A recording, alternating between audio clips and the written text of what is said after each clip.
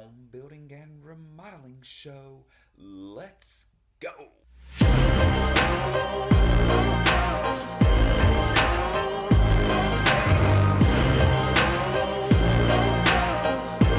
Welcome everybody to the home building and remodeling show. My name is Chris Kerby and I'll be your host. I am the owner of 3 construction companies on the Alabama Gulf Coast. The show is about residential construction. We're going to cover topics of home building and remodeling. Are you thinking of doing a remodel or building a home? Are you a contractor looking to improve your knowledge base or grow your business? Have you ever done a remodel project or built a home? There were so many things you wish you knew or that you could have done differently during the process. Then this show is for you.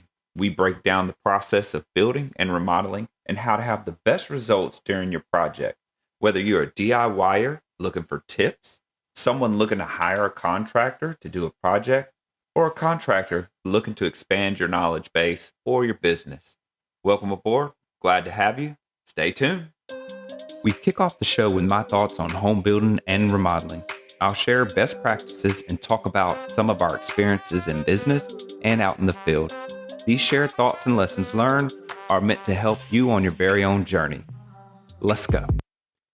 So this week, I just wanted to talk about changing the narrative surrounding construction.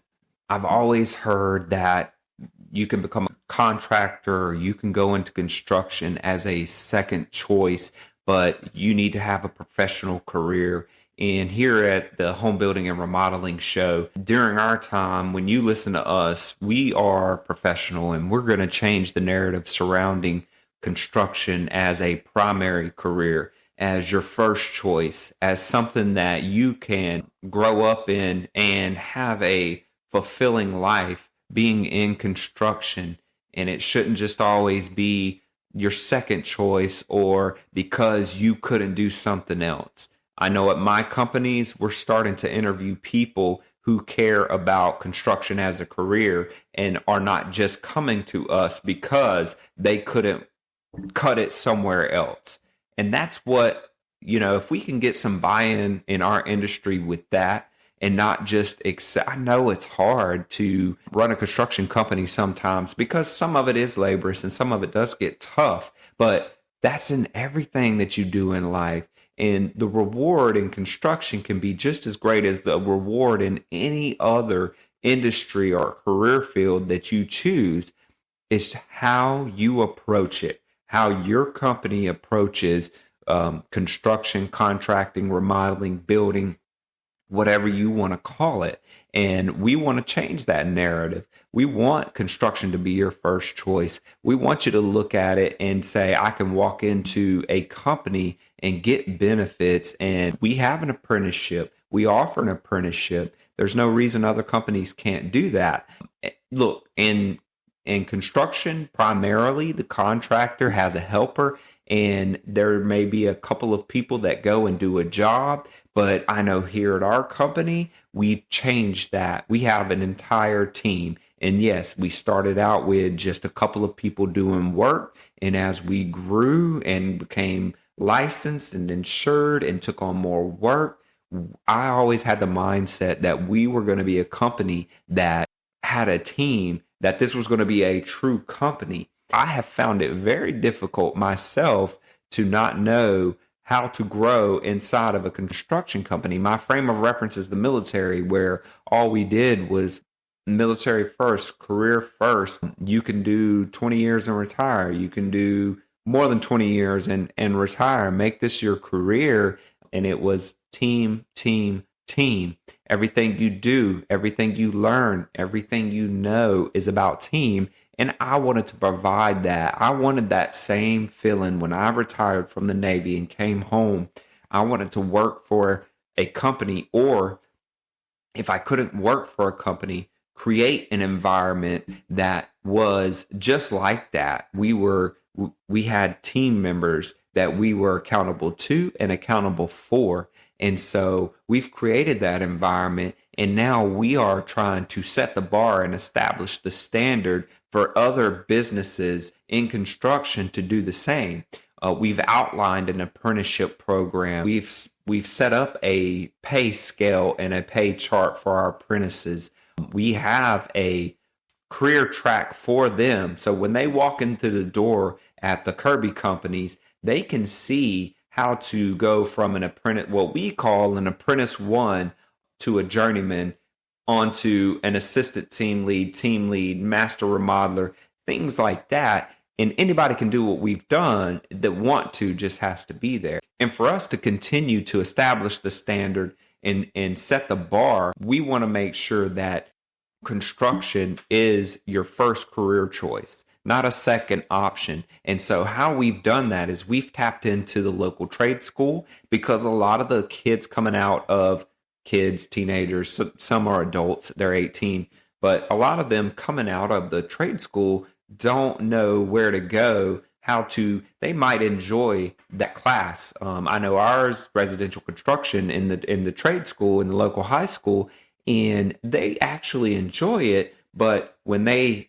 graduate, they don't know where to go to get a job or how this all works. So we've tapped into that. We talked to our local trade school, and now we can talk to the kids that are going to school there and want to pursue construction as a career. They can come to us and begin their apprenticeship right out of high school.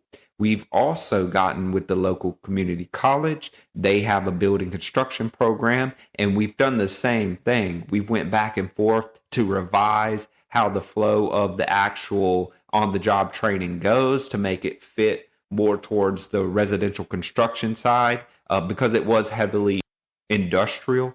So we've kind of restructured that a little bit, but that was another way that we were able to tap into people that are going to that building construction course. They already have an interest in construction. So they're taking 2 semesters at the local community college, and then they get to come to us to do their apprenticeship. And we got ahead of the game because we knew once we set that up, we would have to have an apprenticeship in place. So everybody that works here, we had to get them on board and say, listen, here's what we're doing with the community college. And come May, they're going to have students that come to work for us, and we have to have the structure of an apprenticeship program in place, and we need to go ahead and set this thing up. And luckily, I had a frame of reference from the military, from the Navy, from their apprenticeship programs that I was able to use and adapt here. And then we just kind of went on ahead and set it up. We gave all the young, what we call apprentices, we set a mark and gave them binders, and we went on ahead and started calling them apprentices, and we set up that apprentice 1, apprentice 2, path for them. We laid out an entire career path for them, and I honestly think that they're very excited to adopt that and move forward. Yes, it's very hard to get started, but you could do anything that you want in construction.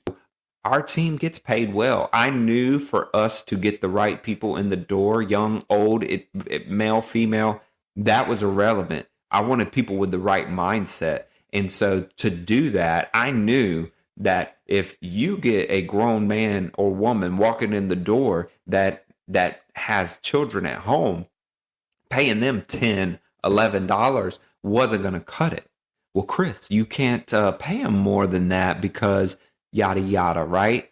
No, that's not right. So what we did is we start them out at $17 an hour, and then from there they get 50 cents every 1,000 hours. So basically, 1,000 hours equates to about 6 months. 50 cents every 6 months. That's $1 a year. That was the pay portion, and they go apprentice 1, apprentice 2, and all the way up. If you look at organizations such as NARI, the National Association of the Remodeling Industry, you can become a master remodeler through them, and you have to have 10 years to do that. Well, our apprenticeship aligns with that. In our apprenticeship, you can go from apprentice to a journeyman, and you can, same thing, 20,000 hours or 10 years, you become a master remodeler through our company.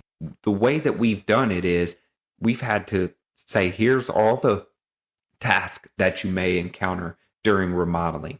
And here's what you need to do. So it's repetition, right? Each task, they go in and they do it a series of times. They discuss it, observe, perform with supervisor, perform independently. Then they start to self-correct, and then they become a master. And that's for each task along the way. So if they need to lay tile, then they're going to discuss, observe, perform with supervision, perform independently, self-correct, and then master. So in that binder we gave them all of these task lists. So we've tried our best to lay out the path for the apprentices. It took a ton of legwork. It has taken a couple of years just for me to put the time into the program that needs to be there. And now I'm handing off all of this stuff that I've built to somebody that is going to be in charge of our training program and make that a part of their full-time job, is to be in charge of our training program to make sure that our apprentices and assistant crew leads and crew leads, or team leads as we call them, are getting everything that they need.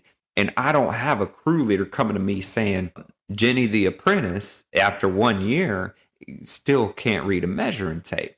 Well, you as the crew lead are responsible for their professional development. So don't come and tell me after a year you've let them go an entire year and not learn how to read a measuring tape. So by designing this apprenticeship program, assigning a task list, and instructing it the way that we have, we get 360-degree feedback. This means that the apprentice who's sitting stagnant, there's a reason for that. Or if they're sitting stagnant, then they need to be cut from the team. Or we need to dig in and find out why these team leaders aren't developing these apprentices, why they're not coming along. There may be a reason. It may be the team leader. It may be that journeyman's fault that, hey, they're not really taking the time. And we tend to do that in construction. We just put our heads down and do work. And that's okay. And I've thought of that. And so what we do is we have 2- and 3-man crews in our kitchen and bath side. And our 3-man crew is able to train and still work. And that's the idea behind it. It's not a perfect system. We're still working on it, but we know that it is going to work. They're excited. We're excited to do all of this type of stuff. And I think, for us, this is what we had to do to make a career in construction relevant, is to create a path, just like in any other industry, that, it's not just a bunch of individuals. It's very easy to be an individual contractor. There's nothing wrong with that. I can promote that all day, every day, because the burden is on you. You make your own money. You get your own work. Well, here, I did not want to do all of that by myself. So I brought in an entire team. And as we grew, I hired people to do their individual jobs so I could continue to build the companies out. And so we've been successful and able to do that. But it's what needed to be done. And from what I see, it's very hard to have a career in construction right now, as most people would see it, because so many contractors operate either independently or they only have a helper or two, and that's their prerogative. That's their intention. They just want to do their work and go home. That's fine, but hopefully there are more companies like ours, and I'm sure there is, that are out there looking to grow an apprenticeship program for remodelers. And what that looks like, we're still turning it out. We're still looking at the tasks that a general remodeler would do. So what I'm asking us to do as contractors, especially if you're looking to grow your business and you want to take a look at the apprenticeship program we've set up, how we did it, the research I did, some of the forms and sheets that I use, email me and let's get together. thehomebuildingshow@gmail.com. Email me and I'll get that information to you. Let's work together on this. Let's really change the narrative around construction as a career, remodeling or building as a career, there is a way to do it. And we want people to approach it with the career mindset, longevity. We want them to understand they can have an opportunity in construction. It can be a career. Thanks. And now we move into Shop Talk. It's the portion of the show where I bring in a co-host and we cover trending topics in home building and remodeling. Hope you enjoy. Let's go. Okay, so today I've got one of our interior designers, Christie, with us, and we are going to talk about the process of interior design as it pertains to a remodel project or a new home construction project. And we're going to walk you through the process of that. To get started, usually we have somebody call the office and ask for interior design service. And sometimes they don't know what they need. And so we tell them they need to do a design consult. Right. Okay. So we set that up. Is that something that you charge for? Yes, we have an hourly rate for that service. That's obviously scheduled with the client, their convenience. Ideally, you would go out to the project site, and at that time, we can suggest immediate changes we would make, but we also have an opportunity to listen to what they're looking at doing and the big picture of what they're trying to change. And how long does that process usually take? An average an hour. We do charge hourly for that service. So, but I would definitely say, and depending on the project too, it could depend. Yeah, the scope of the project is going to determine whether or not it's going to be multiple hours. Right. But usually kitchen or bathroom or a room, consult is going to take roughly around that hour. And then so now you went out, you've looked at what they need, but you haven't necessarily won the job at that point. You just did a consultation. Right. And included in that consultation, you can suggest, sometimes there might be a paint color that pops up in my mind at that time while I'm looking at their space. And I may throw out a name or two if it's just something that I feel like would look good and go with what they're looking for. It could also be a tile suggestion. It could be a layout to a floor plan if that's changing. So there's a lot of different, and it could end up being a bigger project than what they realized. Yeah. Right. And part of that is you're just gathering data. Right. You're collecting information. They usually have in mind what their, obviously the changes that they want to make. It's just trying to pull it all together and how that's going to look. They're obviously going to be working with the budget. Most of them would be. Yeah. And so it's just trying to pull together the thoughts and ideas of what they have, and trying to give them a visual of what that would look like. Yeah. And sometimes that's part of the constraint in this is they have a budget in mind, but some clients have no frame of reference on what it takes to do a project or design a project. And so you immediately almost have to have that discussion of budget, time frame, and stuff like that, right? Right. So after the consult, that's where we team up with our contractors, which is our partner company, KCR, Kerby Custom Renovations, and that's where another company I have that where I have a home builder's license, and we do primarily interior remodeling, kitchen, bath, home addition, and then Kerby Homes is where we do our new builds. But the process is a little bit different on a new construction versus just a project. Right. Okay. You have the pre-construction. And a lot of things are going to change throughout the initial appointment or meeting of that. Yeah, there's a lot more involved in a new home project than there is a remodel project. And it's good to have the interior designer involved almost from the very beginning, because one of the first steps to building a home is doing the plans. Mm-hmm. And that's where you're discussing layout, and you really do start to bleed into some of the cosmetic features of the home during that conversation. Right. And so our architect, our draftsman, he's going to draft these plans, but he would need your input to make sure that the vision is there, correct? Mm-hmm. Yeah. So getting the interior designer involved from the very beginning is a smart move. And that's where we had a gap, and we were good at the construction side, and not so good at putting the vision together for them. Right. So we've made it for a while now just off of pictures and ideas, and it was well put together, but it wasn't something that we were providing the vision on. And now we have that. And as a designer, I need the feedback from y'all from on the construction end. Right. Because the vision, you put it together. But again, when we consult, when our estimator, Casey, goes out, he may tell you, well, we can't do that. Right. The plumbing can't move. The electrical can't be there. Right. The wall can't be blown out to open it up. Right. Something like that, right? And so it's great that we work hand in hand in that, so that a lot of those issues are dealt with up front, and it's not. And what did you call that? That's a design challenge. Designer challenge. Yeah. So this is our second take today. I messed up the recording on the first time, so we've kind of talked about this before. And one of the things she brought up was just having those design challenges where you set the vision and then you bring in the contractor and something happens. But then we also talked about, during construction, there's design challenges as well.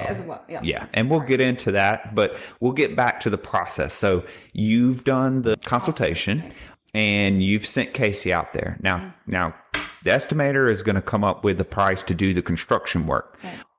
He talks to the homeowner. He talks about details specific to the construction side. And then he's going to come back and kind of put together a budget, send that to the homeowner. And then once that's done, the homeowner at that point has all the information they need from both of our companies, really, to determine budget and all of that stuff. That's correct. Okay. And then that's where you can really come up with how much that budget is too. Right. Not just the construction, but you're helping with input on selections and allowances. So we're starting to put together the entire picture at this point. And so we have packages that are available, or services that you have room options. You can do 1 room, 2 room, 3, whatever. But obviously at some point, if you're doing a whole house, that service, that charge for that service would be a percentage of the construction cost. Got it. And usually on our larger projects, we do that percentage. So we have the hourly rate for consulting. Then we have a room rate, right? Which is going to vary because doing a bedroom or something like that compared to a kitchen or a bathroom, it's way different scope of work and depth of project. So we price that differently per room. And then you also have the percentage. Right. So we also offer a paint selections option. Right. So we'll do just a paint consultation. Right. So if they really want a color consultation, I guess is what we call it, because some people do have a hard time just making. You get pretty overwhelmed when you are looking at that. So when you're looking at the actual design process, do you start with color first? Does that determine the rest of the items that are going to go? Well, first you're trying to listen to the client and really point to what, or focus on what their needs and what they're trying to change or do in that space. Yeah, so that's that you're just gathering information part. Yeah. And then Right. And at that point, I mean, you can walk around the house and see a color palette, or if they're wanting to do something completely different, that's fine too. It's their home. Now, is there times you have to kind of can they get wild and you have to keep that in check, like with their usually ideas? I'm probably the one that pushes the envelope more than they do. Yeah. Oh, that's good though. I mean, so, but you still corral them and give them options and things like that. Right. So, so ideally I would give them 2 to 3 options. And that's for any selection that they have. Sure. Flooring, paint color, tile, because there's a lot of finishes, whatever, but you can definitely narrowing down all those options is what I need to do. And there's a lot of decisions to be made. Right. And that's the reason why you kind of listen to their needs and put together 2 or 3 options instead of, you can walk in even into our place and look at our big tile display and there's 150 tile on there. So they don't know where to begin. And so that's really where you put the effort in. Right. Okay. So we did the consultation. Casey won the job. He put together the budget, and you guys have really put together the picture. So from there, now what's kind of the next step? Going through the selections process with the client at that point.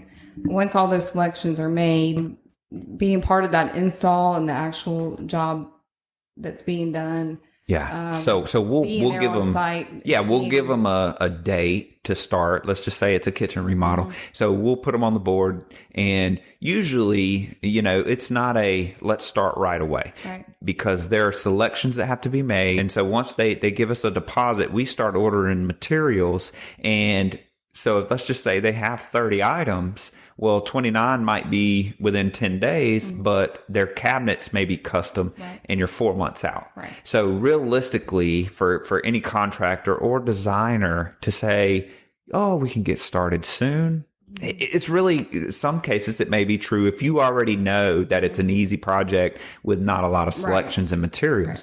Right. But in most cases, especially in remodeling, there's going to be some lead time on materials. Right. So, and we let them know that, and then we schedule it. And let's just say now all their materials have come in and we're ready to start the install and remodel. One of the more important parts you spoke of earlier was that you like to be there for installs.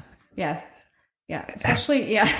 But yeah. Especially when tiles being laid. Yeah. And I know, you're a stickler for layout, right? Because layout determines everything. Right. And so there's so many different things that you can do with tile, right? So our guys are there to install the tile. Mm-hmm. They're going to get the tile, and they're going to say, okay, if it's, let's just say subway tile, okay, we're just going to vertically stack it. Well, you may want it differently. Exactly. Yeah. Exactly. You may want to herringbone it. You may want to, right. And this is why I wanted to work with a builder, because I wanted to be, I wanted to go through that process together on that. Like, sure. There's so many opportunities for mistakes when designers are, and it's not to, and there's designers that work for great builders. I'm not saying that, but to have it all under one roof, even being that it's 3 separate companies, it's still, it flows. We can coordinate a lot of things that the client don't see from their perspective is all the background coordination between all of us. Yeah. It definitely for you, I think, and a lot of designers that we still work with and have worked in the past, they don't want to bear the burden of being a general contractor, but by nature of our industry, a lot of designers still are acting in that capacity. Right. And they definitely take on the role as a project manager. Yeah, and they're managing the project and subs. And so where now you have the freedom to really do the work you love. Mm-hmm. And that's what we wanted to create here. I can walk 25 feet and get into the project manager's face. Yeah, that's right. You know, so there is a benefit to having that all under one house. Absolutely. And we talked about it too, where the communication, you really want to communicate with the project manager and the client at the same time. Right. And the client needs to have the ability for all of us to be able to be in page, right? Yes, because there's a lot of stuff that gets lost in translation. Mm-hmm. And if the interior designer has the vision, she's going to want to make sure that vision holds true even on change orders. Right. And so what tends to happen is if, let's say you miss a day, right? We've got to have a platform to communicate and keep you in the loop, because interior designers are sticklers with that vision piece. Right. And our project managers, being construction guys and girls, they're going to just say, oh, a change order. You want a different hood vent. Okay, cool. Mm-hmm. Go buy the hood vent and install it. All of a sudden you come back and you're like, wait a minute, this is going to mess up the rest of the vision. So that's why it's important to have, and we use Build Book as a communication platform, but I've also noticed that you will do a chain text with the client included, with the project manager. So it's just better to be transparent in our communication, to be able to give them the information they need and to understand you're trying to keep the vision intact. Yeah, exactly. We're there working and installing, but we don't necessarily have the full vision that you have. Okay. Right. All right. So now we're in the middle of the project, and part of your job too is being that mediator. And we've talked about the fact that sometimes there are things in projects that either that don't work out right or cause a delay. We open up the walls and all of a sudden there's wood rot or there's termites, and we have to notify the homeowner. It's going to take a lot longer. Right. It's going to cost more money potentially. They have to get a specialist in that deals with mold and get it remediated. Right. Sometimes, and we didn't talk about this earlier, but sometimes it scares them. The fact is, a lot of people just hear the word mold or termite and think, oh, my house could fall down, or, oh, I've been breathing in mold the whole time. So they get worried. Right. Part of what you do is kind of calm that. I mean, and talk to them. Yeah. Right. Yeah. The benefit again for us being able to do both is that we're on the same page talking about it. And I'm letting you know at all times, or the project managers are, what's going on with the project. And then sometimes the client is not happy about those delays. Well, there's a relationship that's built there. Yeah. You're working very closely with these clients and homeowners, and there's money involved, right? So Sure. anytime, I mean, Yeah, absolutely. There's always a closer eye on what's going on, and there should be. And so, but there is a relationship that's built in that situation, and I feel like that's very beneficial. That's one thing I really love about what I do, is building those relationships with those clients outside of that, because, and usually it does open up an opportunity. They'll call me, a few months later, hey, Christie, I got another space for you. Yeah. So I love that. It creates future work. Right. And we talked about it, where you have to value the relationship more than the transaction. Because if you don't, and you treat it as just another transaction, you're in the community with these people. You're going to see them at the ball game, at the ballpark, at Walmart, at, church, wherever it is. You're going to see these people, and you don't want to put your head down every time you have to walk by them. Because listen, in any construction or design project, there are going to be hurdles, especially the remodel side. Because there's a delay or something doesn't work right, it doesn't fit right, it gets tough. And having that mediator, the interior designer specifically, kind of comfort the client, talk to them, give them the information that they need, be a shoulder sometimes, be a friend in tough times. It really helps. And that's what you got to be mindful of. You live sometimes literally next door to these people. We've done my next door neighbor's house and kitchen. And if you want to talk about being nervous about a project, do one for somebody close to you, a direct neighbor, a family member. But that's how you got to look at it. Right. And I know you've specifically spoke to the fact that you do create lasting friendships. Right. So not only mediator ends up being kind of a tiebreaker too, between the voices of the homeowners, because they're going to have different.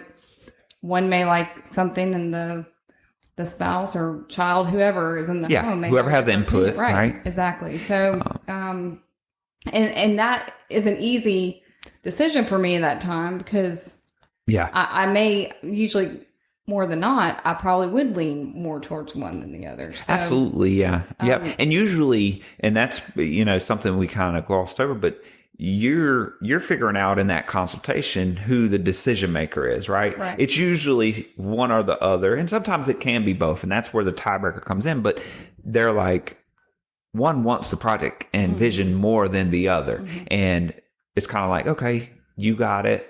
You call, you work with the person. And so you're figuring that part out. And then when it gets, now, does that ever get hairy? Does that ever, No, not usually. Okay. If they're trying to work it amongst each other, it does. Okay, gotcha. But I feel like not for you, not though. For me. Yeah, I think, absolutely. But that's where that relationship and that trust, I feel like, comes. And I've been the client.